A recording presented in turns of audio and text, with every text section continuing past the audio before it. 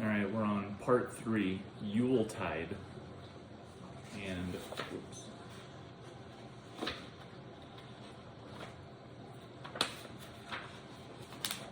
I was just looking at it.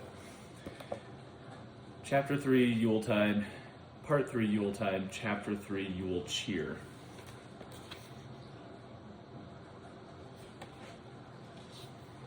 Jerry greeted them at the door. If a wolf could smile, Jesse felt sure this one smiling.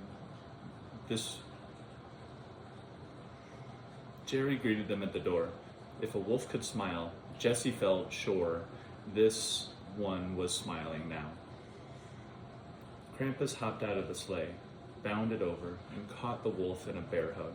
"Happy Yuletide," Krampus cried, and pranced into the church.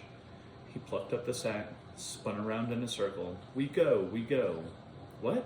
Where?" Vernon asked, setting down the 2 sacks of sleeping sand.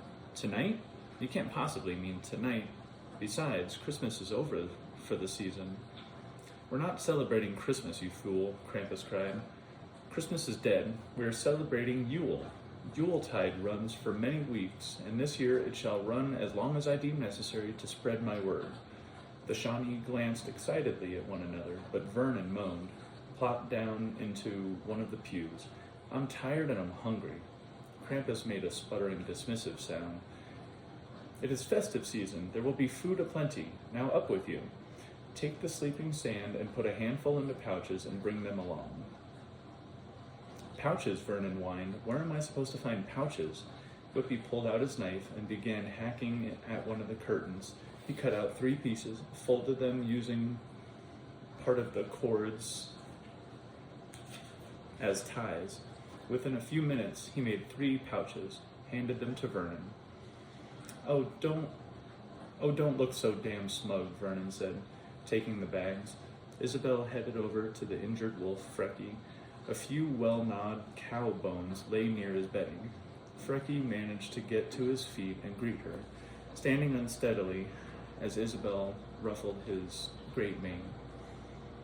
She appeared so tiny before the great beast and could so easily take off her head with one chomp.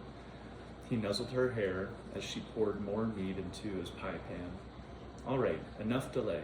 Let's go." Krampus sounded like a child wanting to open his birthday presents. "Come now, out, all of you." They headed for the door. "Wait." He looked them over, frowning. He snatched a spear from Makwa, the handgun from Chet, tossed them in the cardboard box with the cash. "Other than our knives, there shall be no weapons, not on a Yule run." The Shawnee didn't look pleased with this at all, but all the Belsnickles dropped their weapons into the box. They followed Krampus outside, where the Yule Lord found a birch tree and commenced snapping off several long, thin branches until he had a handful. He put the satin ribbon from his hair and bound the twigs together. He swished them through the air, seemed pleased with the whistle, and gave Isabel a light swat on her rump. "Hey," she yelled, "cut it out." Krampus laughed. "This will do. We'll do just fine." The Yule Lord took his place at the front of the sleigh, Isabel on the bench next to him, holding the sack and switches, Jesse beside her, Vernon, Chet, and the 3 Shawnees squeezed in the compartment in the back. Krampus lifted the reins, hesitated, his eyes fixed on Santa's bloody head atop a spear. "You were a very naughty boy. You do not get to come along."